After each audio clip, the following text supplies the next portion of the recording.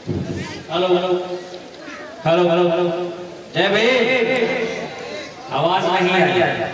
ऐसी दहाड़ मारो कि यहाँ से 25 किलोमीटर दूर तक ये आवाज आनी चाहिए और उनके कानों तक आवाज आनी चाहिए। जो मनुवादी विचारधारा के लोग अपने घरों पे बैठे हैं, उनके कानों तक ये आवाज आनी चाहिए। इस कस्ता विधानसभा, दोनों कस्ता और सिटी दोनों लगता है यहाँ पे। इस विधानसभा के ग्राम देवरिया में ये बहुजन समाज इस बौद्ध कथा में आज यहाँ पे उपस्थित है। उनके कानों तक ये आवाज आनी चाहिए। अपने महापुरुषों की जयकारा लगाने में हमें लोग शर्मा रहे हैं। ऐसी दहाड़ मारो कि यहाँ से दूर तक आवाज आनी चाहिए कि यहाँ पे बहुजन समाज का विद्रोह है। जय भीम, आवाज आई है। तो सबसे पहले मैं बहुजन समाज में जन्मे सभी संतों, गुरुओं और महापुरुषों के चरणों में नमन करता हूँ। महात्मा गौतम बुद्ध, संत गुरु रविदास, महात्मा ज्योतिबा फुले, माता सावित्रीबाई फुले और माता फातिमा सेठ और बहुजन समाज में समय समय पर जन्मे सभी गुरुओं और महापुरुषों को चरणों में नमन करता हूँ। साथ में हमारे भीम आर्मी से आए हुए हमारे बड़े भाई सिद्धार्थ भारती, वरिष्ठ उपाध्यक्ष, इनको मैं तहे दिल से जय भीम करता हूँ। और साथ ही साथ मुकेश गौतम विधानसभा निवासा से आए, उसी के साथ में देवेश गौतम, साथ में हमारे बबलू भाई और इस निघासा और इस कस्ता विधानसभा से हमारे देश सरकार भाई, जिनको हमने विधानसभा अध्यक्ष यहाँ पे बनाया है, अनुज गौतम जी को मैं तहे दिल से जय भीम करता हूँ। वो भी अपनी टीम के साथ इस कस्ता विधानसभा के देश सरकार बहुत अच्छे विधानसभा अध्यक्ष हैं, इनके साथ में काम कर रहे नौजवान साथियों को भी तहे दिल से जय भीम करता हूँ। और यहाँ पे उपस्थित बहुत कथावाचक सतीश प्रकाश बहुत चीजों में तहे दिल से जय भीम करता हूँ और उनकी टीम को भी तहे दिल से जय भीम करता हूँ। इस पंडाल में बैठी हमारी माताएं बहनें, बहुजन समाज में ये नौजवान साथी, बूढ़े बुजुर्ग, इन सभी को तहे दिल से जय भीम करता हूँ। और अपनी बात कहने से पहले मैं एक पंक्ति के माध्यम से अपनी बात को रखूंगा कि राहत की दरिया का किनारा भी कभी आएगा, कि राहत कि दरिया का किनारा भी कभी आएगा। और वक्त अगर आपका है तो क्या संघर्ष कर रहे हैं, वक्त भी हमारा आएगा। आज इस देश को आजाद हुए लगभग 75 वर्ष से ऊपर हो गए। मेरी माताओं बहनों, मेरे बहुजन समाज के लोगों पर ध्यान से सुनना, इस देश को आजाद हुए 75 वर्ष से ऊपर हो गए, लेकिन इस देश की महिलाएं, इस बहुजन समाज के नौजवान साथी, इस बहुजन समाज के लोग आज भी आजाद नहीं हुए। आज भी हमारे लोगों को मूछ रखने पर मार दिया जाता है। आज हमारे छोटे छोटे बच्चों को राजस्थान में आपने देखा होगा, इंद्र मेघवाल करीबन 9 वर्ष का था और एक हेडमास्टर जो ठाकुर बिरादरी का आता है, उसके मटके से पानी पीता है तो उसकी हत्या कर दी जाती है। मेरे बहुजन समाज के लोगों को आज भी हम लोग आजाद नहीं हुए। आज भी हमारी महिलाओं के साथ, आज भी हमारे बहन बेटियों के साथ दरिंदगी की जाती है, उनकी इज्जत लूटी जाती है। ये इसलिए होता है क्योंकि उनके अंदर एक मनवादी विचारधारा भाई हुई है, उनके अंदर जातिगत भेदभाव हो रहा है। वो सोचते हैं ये दलित समाज की लड़कियां हैं, दलित समाज की महिलाएं हैं, इनके साथ हम कुछ करेंगे तो इनके लोग इनको बचा नहीं पाएंगे। मैं दावे के साथ कह रहा हूं माताओं बहनों, अगर आपके सामने आपकी तरफ अगर कोई भी मनवादी विचारधारा गलत नजर रखता है, अगर आपकी तरफ गलत नजर उठाता है, तो मैं दावे के साथ समझ के माध्यम से कह रहा हूं मेरी माताओं बहनों, उसकी आंख निकाल देना, उसका काम हम भी मानवा के लोग करेंगे। आप उसकी आंख निकाल देना, डरना मत मेरी माताओं बहनों, मेरी बहनों। आप उन माताओं को नहीं पढ़ो जिनसे तुम्हें कुछ नहीं मिला है। अगर आपको पढ़ना है तो फूलन देवी को पढ़कर देखिए, जिसने 17 लोगों को एक लाइन में खड़ा के गोली मारी थी। उसने अपना बदला पूरा किया था। मैं कह रहा हूं आपको बनना होगा फूलन देवी। ऐसे ही लोग आपके साथ दरिंदगी करते रहते हैं, लेकिन जब आप जान जाएंगे मेरी ताकत क्या है, आपके साथ भीम आर्मी की टीम खड़ी है। इस निघासन विधानसभा में और इस कस्ता विधानसभा में हमारे नौजवान साथी अनुज भाई अपनी टीम के साथ आपके साथ खड़े रहेंगे। आज कहीं भी देखते हैं घटना होती है तो सबसे पहले भीम आर्मी की टीम वहां पहुंचती है, चाहे वो कोई किसी प्रकार की घटना हो, चाहे हमारे बहुजन समाज को किसी तरीके से मारा गया हो, लेकिन सबसे पहले अगर कोई पहुंचती है 100 नंबर से पहले अगर कोई पहुंचती है तो कौन पहुंचता है? भीम आर्मी की टीम आपको न्याय दिलाने के लिए पहुंचती है। ना वो लोग एसपी से डरते हैं, ना डीएम से डरते हैं, ना तहसीलदार से डरते हैं। क्योंकि उनके अंदर ताकत कौन सी है? भाई चंद्रशेखर आजाद जो आज 2021 की 2015 से संघर्ष कर रहा है, उसकी ताकत है। और सबसे बड़ा ताकत अगर है तो बाबा साहब अम्बेडकर का संविधान हमारे हाथों में, उसकी बदौलत से अगर हम लोग कर रहे हैं तो समझ लीजिए सबसे बड़ी ताकत हमारे हाथ जो है वो बाबा साहब अम्बेडकर का संविधान। मेरे नौजवान साथियों, मैं आपसे कहना चाहता हूँ कि बीता हुआ कल आज में हेलो कि बीता हुआ कल आज नहीं होगा और सबसे ऊंचे उड़ने वाला पक्षी बाज नहीं होगा। मेरे नौजवान साथियों, आपके लिए कि बीता हुआ कल आज नहीं होगा और सबसे ऊंचे उड़ने वाला पक्षी बाज नहीं होगा। और जिस कौम के नौजवान संघर्ष नहीं करते, जिस कौम के नौजवान संघर्ष नहीं करते, उस कौम के सर पे कभी ताज नहीं होगा, उस कौम के सर पे कभी ताज नहीं होगा। मेरे नौजवान साथियों, अगर चाहते हो आप देश में राज करना, अगर चाहते हो इस देश में हमारा मान सम्मान बचा रहे, अगर चाहते हो इस देश में हमारे बड़े बुजुर्गों का सम्मान बचा रहे, अगर चाहते हो इस देश में हमारे भारत का संविधान बचा रहे, तो आने वाले 2027 विधानसभा में अपना आजाद समाज पार्टी के विधायक बनाना होगा और 2027 में बड़े भाई चंद्रशेखर आजाद जी का इस प्रदेश का मुख्यमंत्री बना होगा। नौजवान साथियों, क्योंकि अगर इस मनवादी सरकार में कोई इसका सामना कोई कर रहा है तो वो कौन कर रहा है? मेरे नौजवान साथियों, अगर मनवादी सरकार का अगर कोई सामना कर रहा है तो ये नीले पटके वाले सामना कर रहे हैं और किसी की हिम्मत नहीं है मनवादी सरकार का सामना करने की। कौन कर रहा है?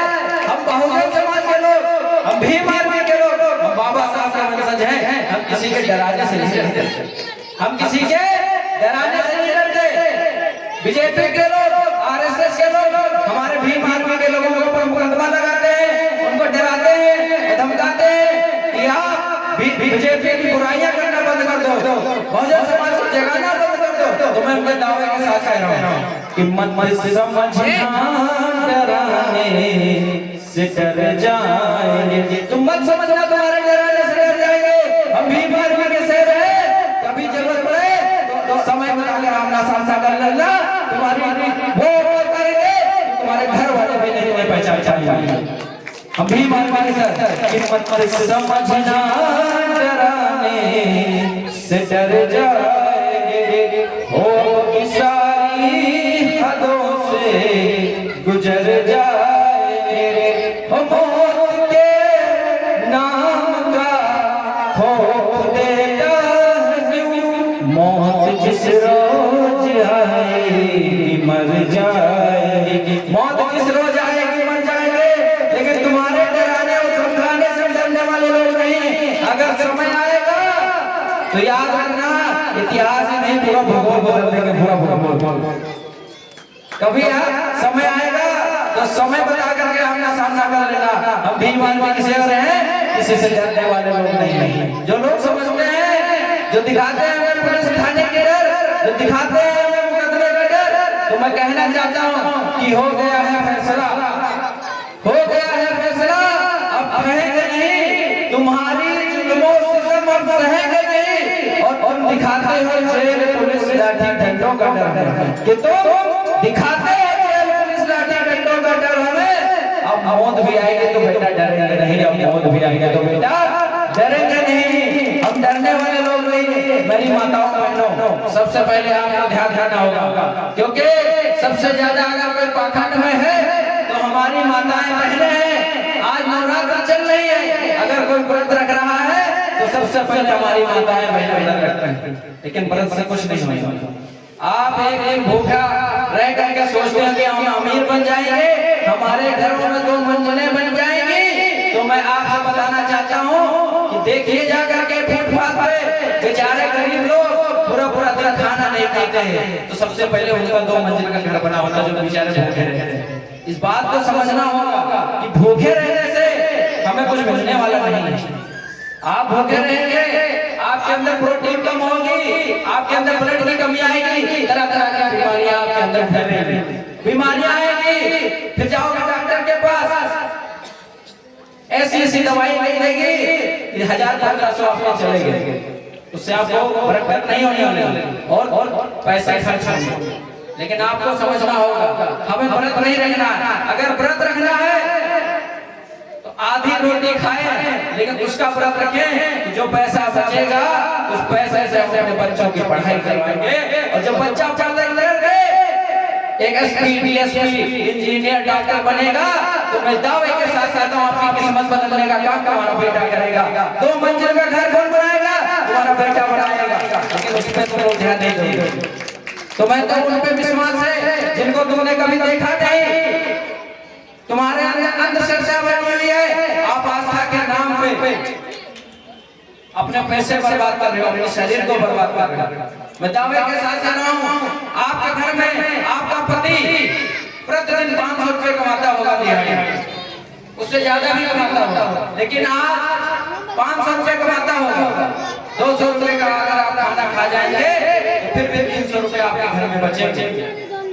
बचेंगे नहीं बचेंगे? मेरी बात को बड़े ध्यान से समझना। 300 रुपए आपके घर में जब बचेगा तो 30 दिन का 9000 रुपया होता है। ऐसा कोई स्कूल नहीं है जिस स्कूल में आप अपने बच्चे की पढ़ाई नहीं करवा सकते। 9000 रुपया किसी स्कूल की फीस होती है, ज्यादा से ज्यादा 500 रुपए होगी प्राइवेट स्कूल की, 1000 रुपए। क्या हम प्राइवेट स्कूलों में अपने बच्चों को नहीं पढ़ा सकते? पढ़ा सकते हैं, लेकिन हमारी नियत होनी चाहिए, हमारी सोच होनी चाहिए तो हम भी बड़े स्कूलों में पढ़ा सकते हैं अपने बच्चों को।